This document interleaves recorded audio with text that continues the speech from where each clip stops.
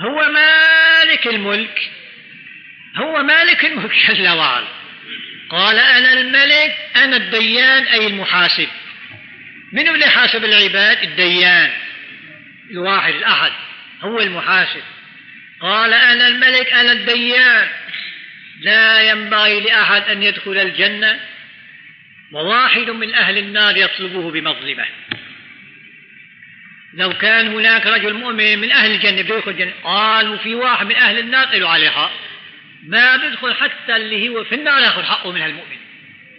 له حق، هذا حق يا إنسان. ولو كان لكافر ظلمته بغيت عليه، الظلم الله ما شرعه ولا مع الكافر يا إنسان. إذن أنت ولو مؤمن ما تدخل الجنة حتى تأدي حقه في الآخرة. هذا العدل الإلهي. وكيف إذا كان بخست حق من أوجب الله عليك الحقوق؟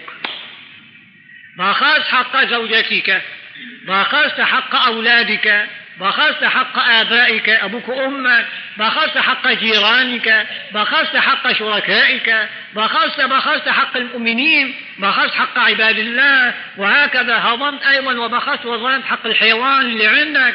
إذن يا إنسان حاسب نفسك قبل أن يحاسبك الملك الديان.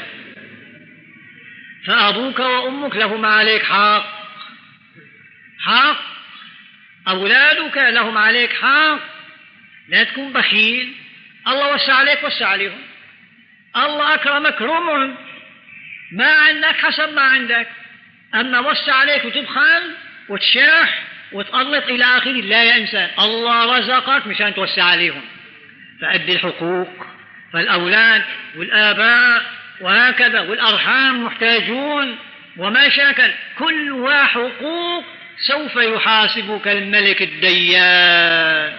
ونسأل الله التوفيق وسيأتي تمام هذا إن شاء الله.